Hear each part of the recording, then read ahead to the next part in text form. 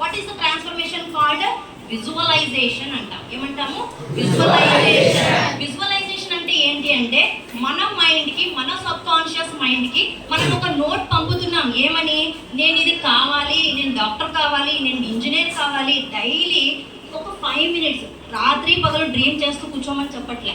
నువ్వు ఏదైతే అచీవ్ చేయాలనుకుంటున్నావో ఆ గోల్ మీద నువ్వు ఏమనుకుంటున్నావు, డైలీ ఒక 5 minutes కూర్చొని ఏం చేయాలి, దాని మీద వర్కౌట్ చేయాలి. వర్కౌట్ చేయాల్సిన అవసరం కూడా లేదు. నువ్వు ఎక్కడ కూర్చుంటున్నావో నీ సీటింగ్ టేబుల్ మీద నీ పేరు, నీ గోల్ అతికించేసుకో. లేదా ఇంట్లో వెళ్తున్నావు, డ్రెస్అప్ అవుతున్నావు, బ్రష్ చేస్తున్నావు, డ్రెస్సింగ్ టేబుల్కి అతికించేసుకో. అమ్మ పిచ్చిదనని, సిస్టర్ అని, ఫ్రెండ్స్ అని ఎవడు నవ్వితే వాడి పళ్ళు శుభ్రంగా కనిపిస్తే వాడు క్లోజప్ వేసాడు అనుకో. బట్ నీ గోల్ ఏంటి, నువ్వేంటి, నీ మీద నువ్వే నమ్మకం లేకుండా వాడు ఎవడో నవ్వుతాడు, మేడం ఏమంటుందో, సార్ ఏమంటుందో, ఎవరితో నీకెందుకు. ఇది కంప్లీట్గా ఏం చెప్తున్నాను, it's a process of scientifically proved concept. ఏంటి, మనం ఏదైతే డైలీ ఆలోచిస్తామో అది ఖచ్చితంగా మనకు సక్సెస్ అవుతుంది. అది ఊరికే పడుకొని నేను డాక్టర్ అవ్వాలా అని డాక్టర్ చదివే పుస్తకాలన్నీ నెత్తి కింద పెట్టుకుంటే డాక్టర్ అయిపోతుంది. డ్రీమ్తో పాటు ఏముండాలి, నెక్స్ట్ బి. ఏబిసిడి ఫార్ములా గుర్తుందా? ఏబిసిడి చెప్పానా? A stands for B, stands for believe. ఎవరిని నమ్మాలి? మనల్ని మనము, మన పొటెన్షియల్ని మనము నమ్ముకోవాలి. Next C, jump for C. C అంటే ఏంటి? కన్సిస్టెన్సీ.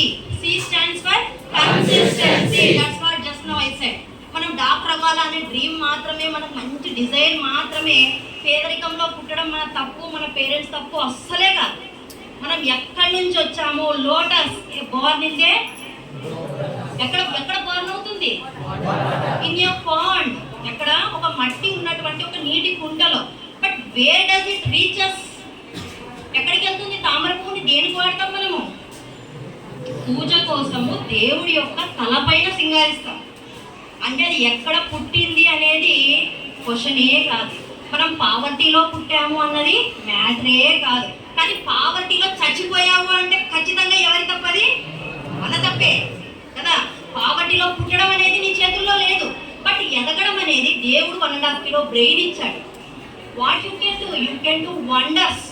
ఈ బ్రెయిన్ తోటి మనకన్నా డిజైబుల్డ్ ఉన్న పిల్లలు నంబర్ ఆఫ్ ఉన్నారు. వాళ్ళతో పోలిస్తే మనం we are very plus, we are very gifted. అవునా?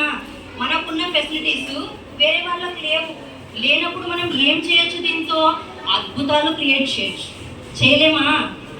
That's what I said in imagination. మనిషి తలుచుకుంటే చెయ్యనిదంటూ ఏం లేదు. దాన్ని మీరు ఏం చేయాలి? స్ట్రాంగ్గా నమ్మాలి, బిలీవ్